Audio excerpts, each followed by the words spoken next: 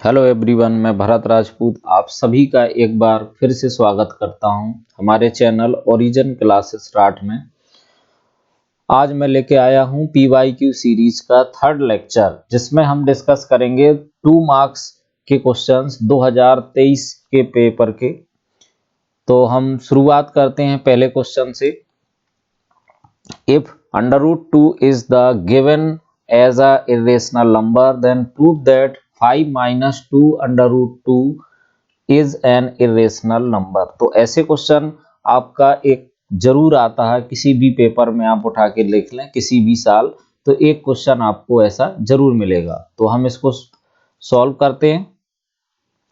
तो देखो, √2 आपको ऑलरेडी गिवन है, सिंस √2 इज इरेशनल नंबर। ये आपको इरेशनल नंबर पहले से दे रखा है। Now you have to show that 5 minus 2 √2 is irrational number. तो इसके लिए हमें एक कॉन्ट्राडिक्टरी मेथड का यूज करना होता है, जिसमें हम ये सपोज कर लेते हैं कि ये रेशनल नंबर है। तो आप सपोज कर लोगे, late 5 minus 2 √2 be a rational number of PYQ form।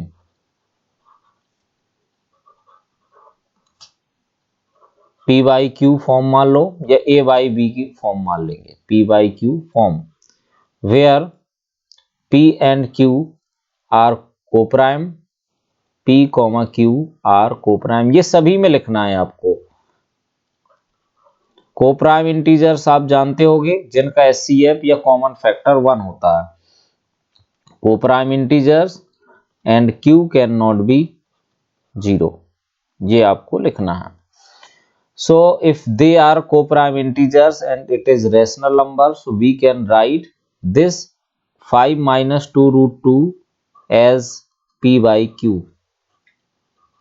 So after transposing 5, so we can write as 2 √2, that is equal to P upon Q minus 5। So if we transpose minus 2 on the right side, so we get minus 1 by 2 bracket P minus 5Q। After taking LCM, we get Q। So now we will write a statement, since P, Q are integers, therefore minus 1 by 2 P minus 5Q upon Q is a rational number, but given that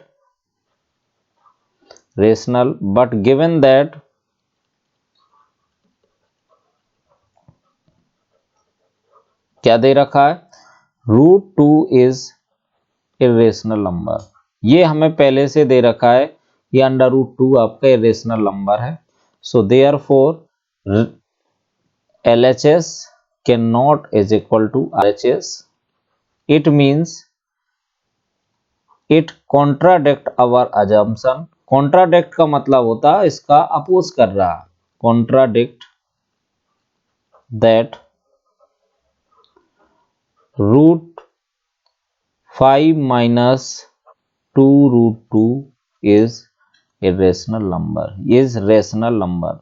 तो ये हमने जो contradict कर रहा है कि हमने जो रेशनल नंबर सपोज किया था उसको कॉन्ट्राडिक्ट कर रहा है, इसका मतलब ये इरेशनल नंबर होगा, रेशनल नंबर नहीं होगा। Now we will move on the next question, that is also from chapter 1। तो देखिए, ये प्राइम फैक्टराइजेशन पर बेस्ड है या फंडामेंटल प्रिंसिपल ऑफ फैक्टराइजेशन पर बेस्ड है। तो आपको बताना है 6 to the power n can not and with digit 0। तो ऐसे क्वेश्चंस में हमें क्या करते हैं, 6 के फैक्टर्स करते हैं। तो 6 के फैक्टर्स आपको पता है 2 into 3, these are the prime factors of 6। So for any number which contains 0 like 10 that has 2 and 5 as a prime factor, if we consider as 20, so this has 2 square and 5। तो अगर किसी भी number में 10 या 0 लाना है तो उसके लिए उसके फैक्टर की फॉर्म होनी चाहिए हमारे पास 2 की power m into 5 to the power m type का होना जरूरी है। लेकिन यहाँ पर आपने देखा कि जो 6 के फैक्टर हैं 2 और 5 टाइप के नहीं हैं, तो यहाँ पे लिखेंगे since prime factorization of 6 does not contains या do not contains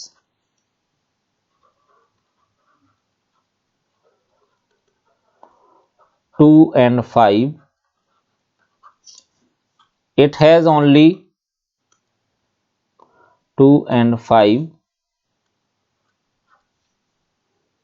it has only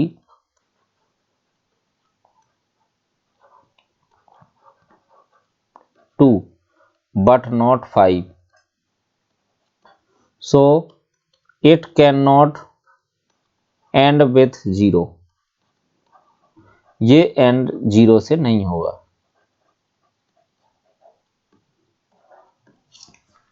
इस तरीके से हम इसका सॉल्यूशन लिख देंगे। अब अगले क्वेश्चन पर बढ़ेंगे, जो कि एक जो हमारा क्वेश्चन ट्रायंगल चैप्टर पर बेस्ड है। तो देखिए आपको क्या क्या दे रखा है। In the given figure E is a point on the side BC, एक हमारे पास ट्रायंगल है जो कि आइसोसेलेस ट्रायंगल दे रखा है। तो ये वाली साइड और ये वाली साइड इक्वल दी हैं, तो इसका मतलब ये एंगल और ये दोनों एंगल आपके इक्वल होंगे। और आपको एक परपेंडिकुलर दे रखा है AD perpendicular to BC, AD perpendicular to BC and EF perpendicular to EC। तो ये 90 डिग्री है F और इधर D भी 90 डिग्री है। तो हमें प्रूव करना है कि triangle ABD is similar to triangle ECF, ये आपको प्रूव करना है। तो मैं डायरेक्ट आपको प्रूफ लिखता हूं, मैं कोई सिस्टमेटिक ना लिख के डायरेक्ट प्रूफ पर आता हूं। तो यहां पर हमें 3 क्राइटेरिया होती हैं, या तो एंगल क्राइटेरिया आपने देखा होगा सिमिलरिटी में, या तो एंगल क्राइटेरिया या इसी को बोलते हैं एंगल कोरोलरी, एंगल कोरोलरी भी बोला जाता है। और दूसरा होता है साइड एंगल साइड क्राइटेरिया, जिसमें 2 साइड का रेशियो और एक बीच का एंगल इक्वल होता है। और तीसरा होता है साइड क्राइटेरिया। तो तीनों क्राइटेरिया में से आपको कोई भी एक क्राइटेरिया यूज करना है to prove the similarity of triangles. So we will check for both triangles. So in triangle ABD and triangle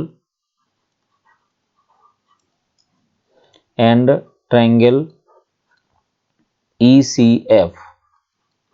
So we will see that since AB equal to AC is given, because it is isosceles triangle, so angle B will be equal to angle C. Angles opposite to equal sides are equals. Angles opposite to equal sides of triangle. अगर 2 sides equal है तो उनके opposite side angles भी equal हो जाते हैं। तो बच्चों यहाँ पर आपने दोनों ट्रायंगल में पाया कि एंगल E और एंगल F, दोनों एंगल E और angle D both are 90 degree, ये गिवन है। आपको परपेंडिकुलर ऑलरेडी दे रखा है, और आपको क्या दे रखा है, angle B is equal to angle C दे रखा है। ये भी हमने प्रूव्ड अबव कर दिया, पहले आप उसको लिख दोगे, ये प्रूव्ड अबव या गिवन लिख सकते हो कि आइसोसेलेस ट्रायंगल की प्रॉपर्टी होती है। तो बच्चों यहां से हमने देखा कि ये 2 एंगल इक्वल हैं। देखिए इस वाले ट्रायंगल का ये एंगल C, ECF का एंगल C, और ABC का एंगल B, और ABC का एंगल, और दूसरा ABD का एंगल ये D, और इसका angle F, both are 90 degree. तो यहां से हम कह सकते हैं, यहां पर आपको एंगल एफ लिखना पड़ेगा, ये एंगल ई ना होके ये आपका एंगल एफ होगा। थोड़ा सा इरेजर को मैं और पतला कर देता हूं, ये आपका एंगल एफ है। तो इस तरीके से दोनों ट्रायंगल सिमिलर हो जाएंगे। Triangle A B D is similar to triangle E C F by angle angle criteria या एंगल एंगल कोरोलरी। दोनों ट्रायंगल सिमिलर हो जाएंगे और ये हमारा क्वेश्चन सॉल्व हो जाएगा। अगला क्वेश्चन देखते हैं जो कि कोऑर्डिनेट ज्योमेट्री पर बेस्ड है। सो दैट द पॉइंट्स -1, -3, -3, 3, -3, -3, -3, तो ये एक इक्विलेटरल ट्रायंगल होगा, ये आपको बताना है। तो इक्विलेटरल ट्रायंगल क्या होता है बच्चों, जिसकी तीनों साइड बराबर होती हैं या तीनों साइड इक्वल होती हैं, उसको आप इक्विलेटरल ट्रायंगल बोलते हैं। तो हमें ये इक्विलेटरल ट्रायंगल के 3 वर्टाइसेस दे रखे हैं। पहले वर्टाइसेस हैं -3, -3, that is A, and the second one is the B, that is 3, 3, and the third vertex is C, that is -3√3, 3√3। ये 3 वर्टेक्स दे रखे हैं। अब आपको बताना है कि ये ट्रायंगल इक्विलेटरल ट्रायंगल होगा। तो हम इसको डिस्टेंस फॉर्मूला से यूज करेंगे। आपने डिस्टेंस फॉर्मूला पढ़ा है कोऑर्डिनेट ज्योमेट्री में, यूजिंग डिस्टेंस फॉर्मूला। तो डिस्टेंस फॉर्मूला क्या कहता है कि दो पॉइंट के बीच में अगर हमें डिस्टेंस फाइंड करनी है तो हम इस फॉर्मूले का यूज कर सकते हैं। तो distance d is equal to √x2 minus x1 का whole square plus y2 minus y1 का होल स्क्वायर। ये आपके पास डिस्टेंस फॉर्मूला होता है। So after applying distance formula we will write √। So AB distance is, we will write distance AB is equal to 3 minus minus plus 3 का square plus 3 plus 3 का whole square. So we will get 3 plus 3 36 plus 36, तो यह आ जाएगा आपका 6√2 unit. तो distance AB आ गई आपकी 6√2 unit. Now we will move on the second point. Now second point is distance BC। BC distance निकालेंगे तो √। अब इसके लिए मैं कोई फॉर्मूला नहीं लिखता हूं। BC के लिए आप निकालोगे तो 3 प्लस 3√3 का स्क्वायर प्लस 3 माइनस 3√3 का स्क्वायर। अब बच्चों इसके लिए हम करेंगे तो आपको आइडेंटिटी लगानी पड़ेगी, a प्लस बी का होल स्क्वायर और एक बार a माइनस बी का होल स्क्वायर। तो जब हम यहाँ पे 3 प्लस 3√3 का स्क्वायर करेंगे तो 3 का स्क्वायर 9 प्लस 3√3 का स्क्वायर हो जाता है 27 और प्लस 18√3 और प्लस 3 का स्क्वायर 9 प्लस 27 माइनस 18√3। 18√3 से 18√3 कैंसिल आउट हो जाएगा और हमारा आंसर आ जाएगा 36 plus 36, that is also 6√2 unit. तो ये भी डिस्टेंस आपने देखी, BC distance is also 6√2 unit. Now we will find the distance CA। So in this also we will use the distance formula for calculating distance CA. So that is equal to 3√3 minus का 3√3 और plus का 3 का square plus हम इसके बीच distance निकालेंगे। सो 3√3 plus 3 का square. तो ये सेकंड के जैसे ही सिमिलर केस होगा। तो एक प्लस एक बार आपको a माइनस बी की आइडेंटिटी लगेगी तो 27 plus 9 minus 18√3 plus 27 plus 9 plus 18√3। सो 18√3 से 18√3 कैंसिल आउट हो जाएगा, या जाएगा आपका 6√2 यूनिट। तो यहां पर आप पाओगे कि तीनों डिस्टेंस सेम हो गई।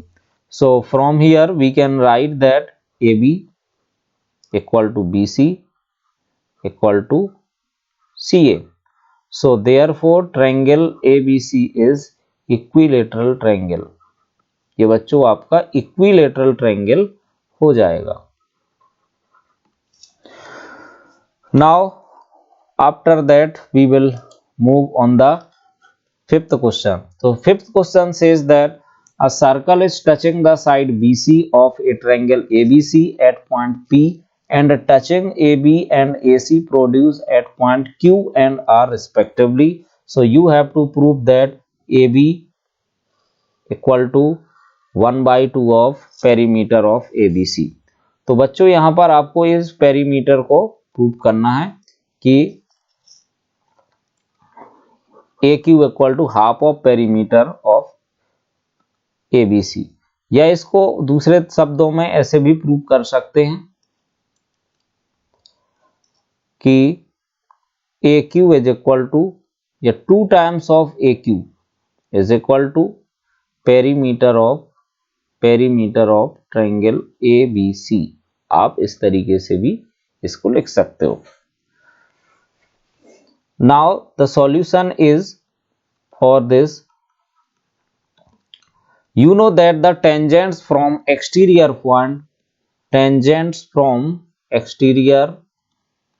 points to the circle are equal।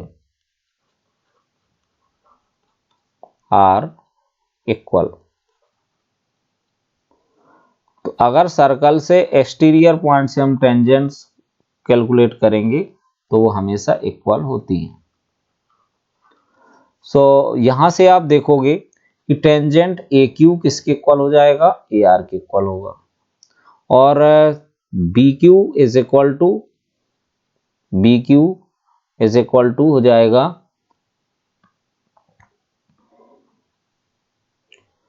BP के इक्वल हो जाएगा। इसको मैं इरेज कर लेता हूं। BQ is equal to BP and CP is equal to CR। अच्छा, तीनों के लिए आपका सेम रीजन रहेगा, tangents from exterior points are equal. Now we will calculate the perimeter of triangle ABC। अब ABC का आप पेरीमीटर निकालेंगे तो ये इक्वल हो जाएगा आपका AB plus BC plus CA। So AB can be written as AB itself and BC can be break into two parts, BP plus CP and plus CA, and BP can be written as BP can be written as BQ plus CP can be written as CR plus CA। Now after adding AB and BQ we get AB plus BQ as AQ and plus CR plus CA that is equal to AR।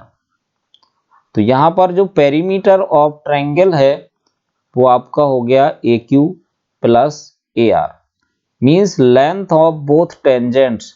और आपको अभी पता है कि AQ और AR दोनों equal हैं, तो मैं इसको लिख सकता हूं 2 टाइम्स ऑफ AQ। और अगर 2 टाइम्स ऑफ AQ तो AQ की वैल्यू कितनी आ जाएगी बच्चों, half of perimeter of triangle ABC। इस तरीके से आपका आंसर प्रूफ हो जाएगा। तो इंपॉर्टेंट क्वेश्चन था, इसको आप इस तरीके से प्रूव कर सकते हैं। सो इस तरीके से हमने यहाँ पर 5 इंपॉर्टेंट क्वेश्चंस को कंप्लीट किया। So thank you for watching the video on our channel Origin Classes Raj। Please subscribe and press the bell icon button to get the latest information regarding new videos। Thank you so much।